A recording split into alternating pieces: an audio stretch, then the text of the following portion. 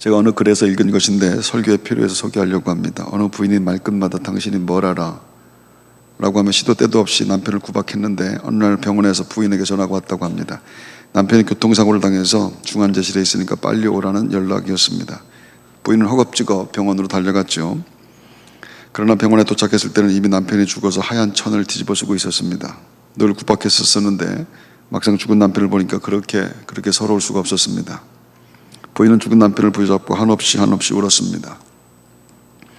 부인이 한참 그렇게 울고 있는데 남편이 슬그머니 천을 내리면서 말했습니다. 여보, 나 아직 안 죽었어. 그래서 깜짝 놀란 부인은 울음을 뚝 그치면서 남편에게 버럭 소리를 질렀다고 합니다. 당신이 뭘 알아?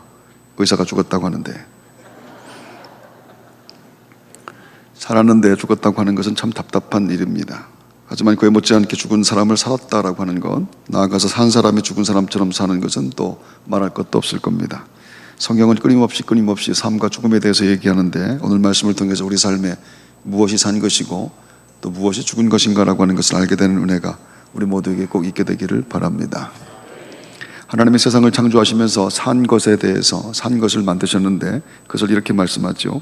하나님이 큰 바다 짐승들과 물에서 번성하여 움직이는 모든 생물을 그 종류대로, 날개 있는 모든 새를 그 종류대로 창조하시니 하나님이 보시기에 좋았더라. 아멘 하십시오. 그리고 마지막에 만드신 또 산 것, 그것을 사람이라고 합니다. 하나님의 자기 형상, 곧 하나님의 형상대로 사람을 창조하시되 남자와 여자를 창조하시고. 하지만 사람을 만드실 때는 다른 산 것들과 다른 방식이었는데 그것을 이렇게 말합니다. 여호와 하나님이 땅에 흙으로 사람을 지으시고 생기를 그 코에 불어넣으시니 사람이 생령이 된지라. 흙으로 형상을 만든 다음에 코에다가 생명의 호흡인 생기를 불어넣으셨다고 합니다. 그래서 사람이 되었는데 성경은 그렇게 해서 사람이 된 존재를 생령이라고 합니다. 생령은 사람에게만 붙여진 이름인데 생물과 생령의 차이는 하나님의 생기, 즉 생명의 호흡의 여부에 있습니다. 인간은 생물에게 없는 하나님의 생기가 주어짐으로 하나님과 교통할 수 있는 존재가 되었다라고 하는 것이 성경의 말씀입니다. 성경은 그 생명을 살아있는 산 존재라고 번역했지요. 창조된 모든 생물 중에 인간 존재에게만 말씀하는 것, 살아있는 존재, 다른 차원의 생명이라고 말하는 겁니다. 인간을 생명으로 만든 하나님의 호흡인 생기라고 하는 것은 에스겔이라고 하는 예언자의 이야기에도 그대로 등장합니다. BC 597년 바벨론의 2차 침공 때 에스겔 선지자는 여호야긴 왕과 함께 바벨론으로 포로로 잡혀갔는데 에스겔은 바벨론의 그발 강가에서 소명을 받고 포로된 유다 백성을 향해서 회복의 소망을 선포하며 용기와 위로를 주며 한 이야기가 바로 이것이었습니다. 하나님께서 에스겔 선지자를 데리고 한 골짜기로 가셨는데 그 골짜기는 마른 뼈가 가득했습니다. 나를 그 뼈 사방으로 지나가게 하시기로 본즉 그 골짜기 지면에 뼈가 심이 많고 아주 말랐더라. 에스겔이 본 마른 뼈라고 하는 것은 당시 바벨론에서 포로로 잡혀와서 종살이 하고 있는 이스라엘 백성을 상징하는 것입니다. 당시 바벨론의 유다는 2번이나 침략을 당했는데 성전은 불에 타고 군대는 해산되었으며 성전의 보물 또 왕궁의 보물 모든 보물들은 다 빼앗겼습니다. 수많은 젊은이와 귀족들이 바벨론으로 끌려가게 됐고 더 이상 소망이 없는 유다는 비참하기 짝이 없게 됩니다. 그때 하나님의 에스겔에게 이렇게 말씀을 합니다. 주 여호와께서 이 뼈들에게 이같이 말씀하시기를 내가 생기를 너희에게 들어가게 하리니 너희가 살아나리라. 여기서 언급된 생기, 이 루하흐라고 하는 단어는 하나님이 사람을 만드실 때 불어넣으셨던 생기와 같은 단어입니다. 하나님은 에스겔에게 태초에 있었던 생명의 호흡을 이 골짜기에 널브러져 있는 뼈들에게 그대로 불어넣겠다라고 말씀하셨고 그리고 이렇게 됐다고 합니다. 생기야 사방에서부터 와서 이 죽음을 당한 자에게 붙어서 살아나게 하라 하셨다 하라. 이에 내가 그 명령대로 되어나했더니 생기가 그들에게 들어가매 그들이 곧 살아나서 일어나 서는데 극히 큰 군대더라. 뼈들이 살아났습니다. 죽은 것에 생명이 시작된 것을 말씀합니다. 성경은 처음 창조된 인간의 육체를 히브리어 네피시라고 말했는데 다른 살아있는 모든 동물들도 마찬가지로 네피시라고 하는 단어를 사용합니다. 그렇게 육체를 갖고 살아있는 것들은 모두 먹고 자고 새끼 낳고 사는 네피시라고 하는 겁니다. 근데 하나님은 모든 동물 중에 인간에게만 생기라고 하는 것을 넣으셨는데 여호와 하나님이 땅의 흙으로 사람을 지으시고 생기를 그 코에 불어넣으시니 사람이 생명이 되니라 라고 하는 말씀. 생기는 히브리어로 루아흐, 헬라어로는 푸뉴마인데 바람이라는 뜻입니다. 호흡이라고 하는 뜻도 있고 입김이라고 하는 뜻도 있습니다. 이 단어는 하나님의 영, 성령을 말하는데 구약 성경에만 378번 사용됐습니다. 인간의 육체에 루아흐가 불어넣어져서 생명이 되었다라고 합니다. 성경이 말하는 진짜 생명은 그래서 생기에 의해 완성되는 겁니다. 즉 생기가 들어가지 않은 다른 동물은 생명이 아니다. 성경은 그것들을 죽은 것이다 이렇게 말을 하는 것이죠. 똑같이 밥 먹고 잠자고 숨쉬며 생활하지만 이 네피시, 육체라고 하는 것은 죽은 것이다. 우리 인간의 육체도 마찬가지입니다. 이것은 죽은 것이다 이렇게 말씀하는 겁니다. 인간만 생기가 들어와 생명이 된 것, 영적 존재가 된 것 이렇게 말합니다. 하지만 그렇게 생기가 들어와 생명이 된 인간이 선악과를 먹고 죄를 지음으로 하나님의 영이 떠났습니다. 그래서 인간도 모두 죽은 존재가 되었다고 합니다. 그것을 허물과 죄로 죽은 존재 이렇게 말합니다. 숨쉬며 살고 있지만 죽었습니다. 하나님께서 그 허물과 죄로 죽은 인간을 예수 그리스도를 십자가에 희생시키심으로 살려내셨다라고 하는 것, 그것이 예수 그리스도의 십자가의 복음이라는 겁니다. 그는 허물과 죄로 죽었던 너희를 살리셨도다. 믿음은 허물과 죄로 죽었던 내가 살아났다라고 하는 것을 기억하는 것을 믿음이라고 말합니다. 허물과 죄로 죽었던 내가 살아났다. 그 복음이 전해지고 전해진 복음이 믿어진 것을 구원이라고 합니다. 부활하신 예수님께서 제자들에게 나타나셔서 말씀하실 때 그 단어를 똑같이 또 사용합니다. 이 말씀을 하시고 그들을 향하서 숨을 내쉬며 이르시되 성령을 받으라. 그렇게 성령 받은 자들에게 나타나는 능력은 너희가 누구의 죄든지 사하면 사하여질 것이요 누구의 죄든지 그대로 두면 그대로 있으리라 하시니라. 성령으로 살아난 자들에게 생명을 살리는 능력, 상상할 수도 없는 능력이 성령 받은 자들에게 나타난다 이렇게 말하는 겁니다.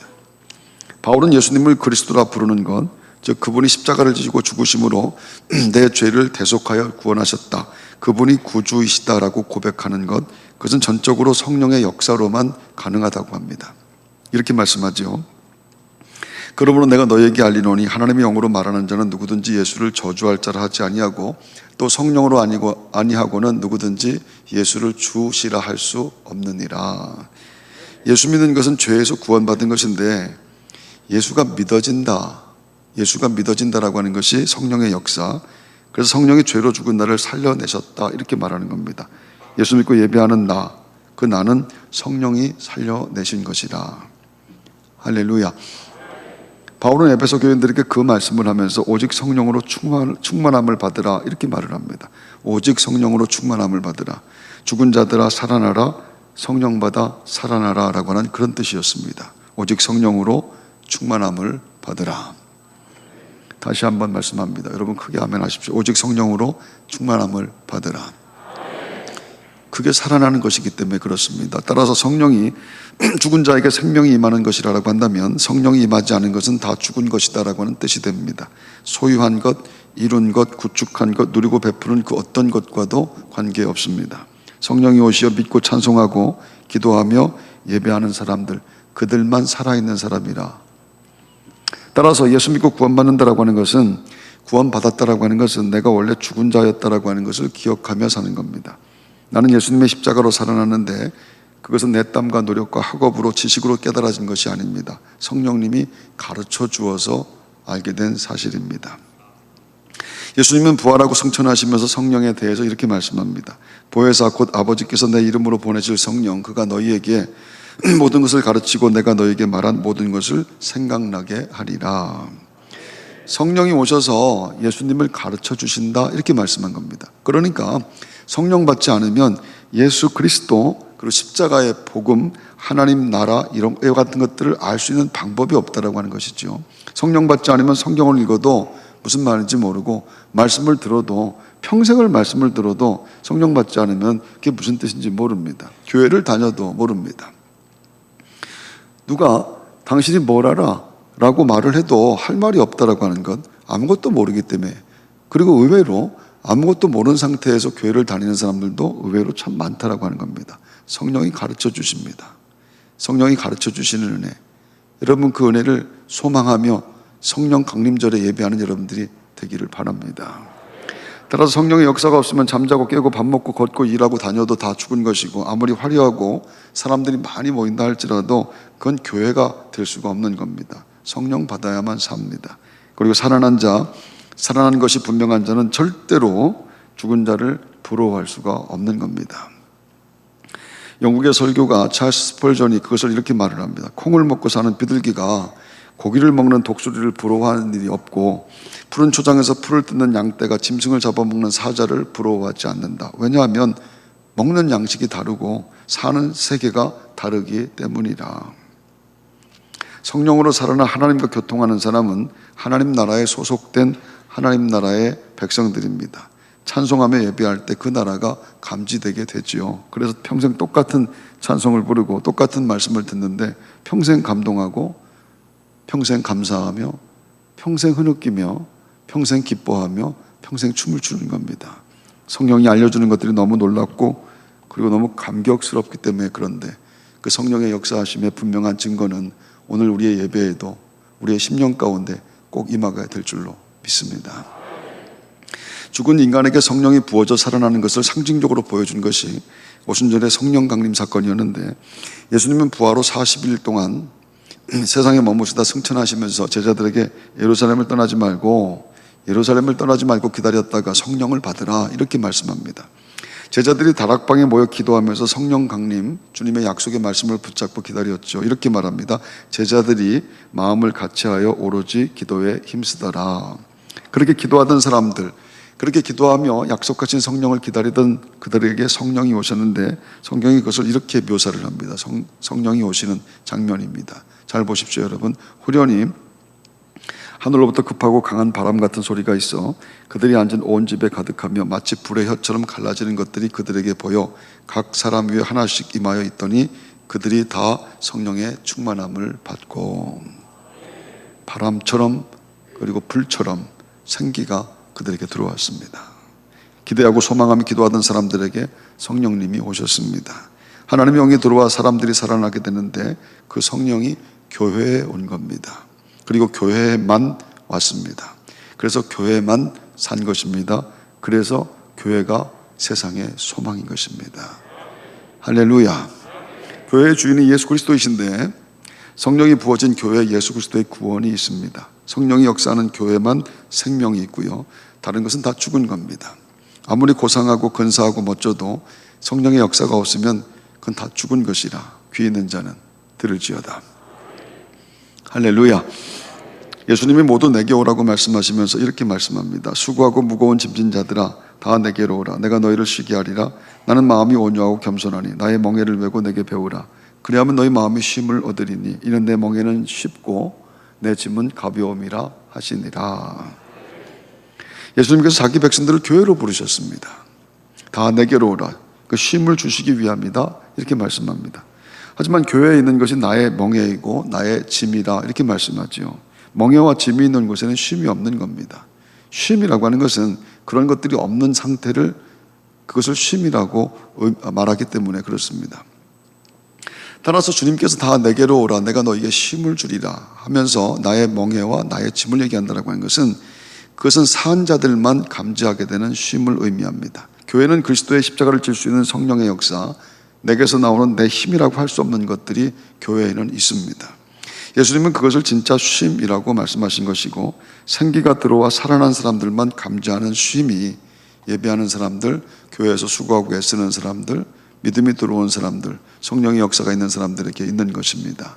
오늘 이렇게 일찍 나와서 찬송을 준비하고 봉사를 하고 하루 종일 하나님의 일을 하는 것 때문에 기뻐하고 감사하고, 근데 신기하게 거기서 쉼을 느끼는 것, 그 쉼을 감지하고 거기서 안식을 느끼는 것 말입니다. 하나님 전에 있는 자들만 느끼는 그 기쁨과 안식이 오늘 우리 모두에게 꼭 체험되게 되기를 바랍니다. 인생은 누구나 만족할 수 없는 것이고요, 고단하고 또 피곤합니다. 전도서 기자가 말한 그대로이죠. 모든 만물이 피곤하다는 것을 사람이 말로 다 말할 수는 없나니 눈은 보아도 족함이 없고 귀는 들어도 가득 차지 아니하도다. 죄가 들어온 인생을 주장하고 죄가 들어온 인생을 끌고 가는 것은 이기적인 욕심과 욕망입니다. 그 어느 누구 하나 예외가 없습니다.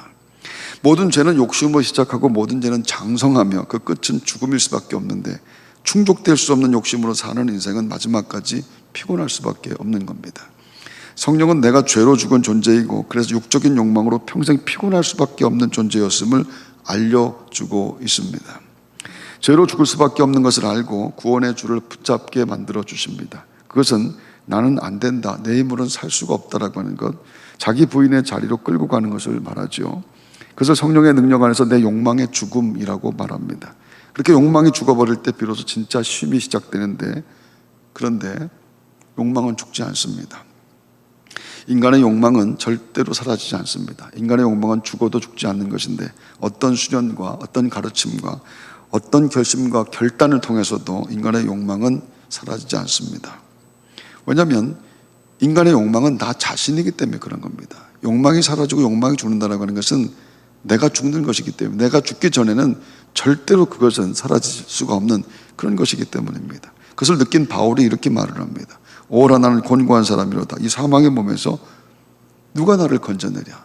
내가 이렇게 주의 일을 한다고 하지만은, 내가 복음을 위해 산다고 하지만은 나는 곤고한 사람이다. 난 사망의 몸 가운데 있는 사람이라. 방법이 없다라고 하는 것을 얘기합니다.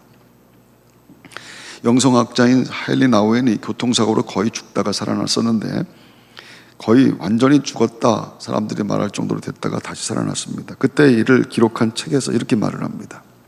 죽음이 내 눈앞에 닥치는 순간 나의 모든 정욕과 불안과 고통과 미움과 아픔이 일시에 다 사라지는 것 같았다.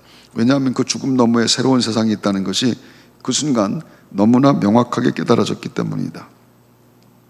죽음이 코앞에 당도하자 그동안 자신이 이루지 못해서 안타까워했던 것, 용서하지 못해서 고통스러워했던 것, 또 상대적 결핍으로 해서 부끄러워했던 것 등 모든 것들이 다 쉰그루처럼 아무것도 아닌 것이 순식간에 되어버리더라. 죽음이 오게 되자, 죽음이 오는 그 순간에 모든 것들이 다 아무것도 아닌 것들이 되더라.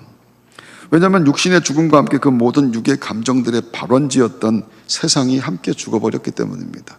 그리고 비로소 거기서 안식을 얻었다라고 말합니다. 인간의 삶의 참된 쉼은 무엇인가? 수고하고 무거운 짐진 자들아 다 내게로 오라. 주님의 말씀이 오늘 우리 가운데 들어와서 주님 안에서 참된 쉼과 안식이 느껴지는 그 은혜가 꼭 있게 되기를 바랍니다. 욕망의 죽음은 성령의 역사로 이루어집니다. 오순절 날이 이미 이름에 호련히 하늘로부터 급하고 강한 바람 같은 소리가 있어 그들이 앉은 온 집에 가득하며 마치 불의 혀처럼 갈라지는 것들이 그들에게 보여 각 사람 위에 하나씩 임하여 있더니, 죽은 자의 삶에 성령의 바람이 불어올 때 욕망의 자아가 죽고 생명의 역사가 일어납니다. 그때 일어나는 것이 하나님이 주시는 안식과 쉼이라고 하는 것. 여러분은 성령 충만하게 드리는 예배를 통해서 참된 안식과 쉼을 날마다 체험하는 복된 믿음들이 꼭 되시기를 바랍니다. 그래서 교회가 끊임없이 죄와 의와 심판에 대해서 가르치는 겁니다. 성령 받은 자에게 죄와 의와 심판에 대한 자각이 나타나게 되는 것이지요. 내가 누구인가? 그리고 내가 어떻게 살아야 되는 것인가? 그리고 나는 어디로 가는 존재인가? 라고 하는 것을 성령이 가르쳐 줍니다. 그래서 교회만 산 것이고 성령의 역사로 예수 그리스도를 고백하며 교회된 성도들만 살아있는 것이라. 성경은 그 외에는 한 번도 산 자에 대해서 말을 한 적이 없는 겁니다. 인간의 역사 속에 사람들에게서 나온 선한 일들을 기억하여 칭찬하고 기리고 전하는 것이 인본주의 세상의 가장 귀한 가치입니다. 즉 역사의 유익은 의인들의 선하고 의롭고 위대한 행위를 가르치고 또 그것을 본받으려고 하는 것이겠지요. 온갖 종류의 업적과 수행, 선행과 도덕의 행위들이 인간 역사에 있습니다. 사람들이 기리는 것, 사람들이 찬양하는 것, 사람들이 부러워하는 것, 흠모하는 것들. 하지만 성경은 그것이 어떤 것이라도 죽은 자의 행위는 아무것도 아니라고 딱 잘라서 말합니다. 성령이 가르쳐 주시는 은혜로 믿음이 들어온 성도들, 그 성도가 행하는 행위들만 가치 있다라고 말씀합니다. 성령의 역사는 죄로 죽은 나의 실체를 가르쳐 주는데 뼛속까지 죽은 나를 가르쳐 주어서 난 죽은 존재다, 나는 죽은 존재란 고백을 하도록 이끌어 줍니다. 그것이 구원이 시작되는 성도의 자기 인식입니다. 그 고백 위에 세워진 것을 교회라고 말합니다. 예수님은 오실 성령을 약속하며 내가 너희를 고아와 같이 버려두지 아니하고 너희에게로 오리라 이렇게 말씀합니다. 세상 끝날까지 지켜주신다고 약속하셨지요. 예수 그리스도를 고백한 성도들의 삶을 성령께서 인도해 주시는데, 예수 그리스도를 고백한 성도들의 삶을 성령께서 이끌어 주시는 것, 그것이 소망이고 세상 끝날까지 지켜주시는 것, 그것만 소망입니다. 성령의 역사로 그 소망이 새로워지는 은혜가 여러분에게 꼭 있게 되기를 바랍니다. 할렐루야. 코로나가 한참 시작되던 때 우리 교회는 꽤 많은 미자립 교회들이 월세를 지원하셨습니다. 어려운 교회들이 문을 닫을 수밖에 없겠다라고 하는 생각 때문이었죠. 우리가 여유가 있어서가 아니고 우리도 참 힘든데, 우리도 빚도 갚아야 되는데 참 어려운 일이었습니다. 하지만은 많은 교회들이 문을 닫을 것 같아서 하나님께서 그런 마음을 우리에게 주셨기 때문입니다. 그런데 이번에 어떤 분이 너무 큰 액수를 헌금을 해서 100개 교회에 월세가 아니라 전세 보증금을 지원하게 됐습니다. 상상할 수도 없는 금액인데, 원로 장로님 한 분께 제가 전화를 해서 그 사실을 이야기했더니 장로님이 갑자기 울기 시작했습니다.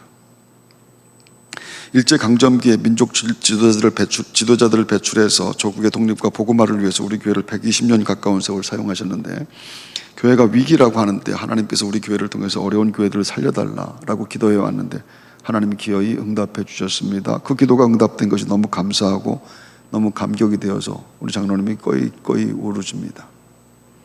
그래서 저도 장로님과 같이 울음이 나와서 같이 울다가 잠에서 깼습니다.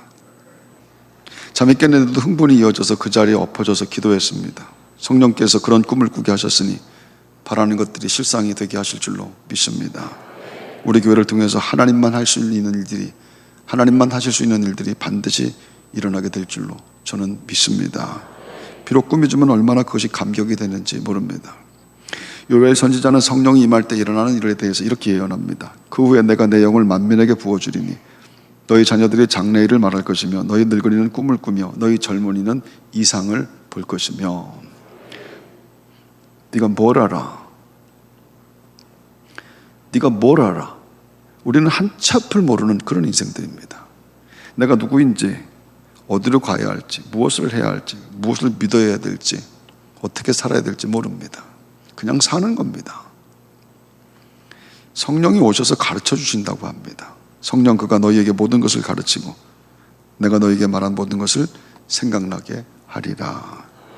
걱정할 것이 없고 불안할 것도 없고 두려울 것도 없습니다. 성령께서 오셔서 가르쳐 주시고 주의 말씀을 생각나게 하신다 약속해 주셨기 때문인 줄로 믿습니다. 그리고 장래에 일어날 일을 말하고 다시 꿈을 꾸기 시작하면 환상을 보게 된다고 하지요. 하나님이 그 성령을 종들에게 부어주신다라고 약속합니다. 그때 내가 또 내 영을 남종과 여종에게 부어줄 것이며. 성도는 꿈을 꾸고 환상을 보며 장래의 일을 말합니다. 생명이 왔기 때문입니다. 오늘 우리에게도 일어나는 줄로 믿습니다. 할렐루야. 앞을 보지 못하는 시각장애인들이 스키를 타는 방법이 하나가 있다고 합니다. 먼저 빨간 조끼를 입혀서 구별하게 한 다음 각자에게 믿을 만한 지도자 한 사람씩을 배정하는데, 그리고 지근거리에서 스키 막대기를 두드릴 때 그 소리를 듣고 방향을 찾게 합니다. 그리고 앞의 상황에 대해서 육성으로 말해주는데 그 지시를 절대로 따라해야 합니다. 시각장애인들이 그 지도자들을 전적으로 믿고 순종하면 스키 타는 것이 가능하다고 하죠. 말할 것도 없이 절대로 필요한 조건은 믿음이고 순종입니다. 성령은 내 믿음의 삶과 교회를 이끌어 가신다고 약속합니다. 내 길을 안내하고 삶을 인도하고 신앙을 회복시켜 주십니다. 하나님이 성령으로 말씀하실 때 순종하여 사는 것이 죽었던 영이 살아난 믿음의 사람들이 바로 그 사람들일 텐데, 그래서 나도 놀라고 세상도 놀라는 일들이 성도의 삶에 항상 일어나며 오늘도 지금도 일어나고 있는 줄로 믿습니다.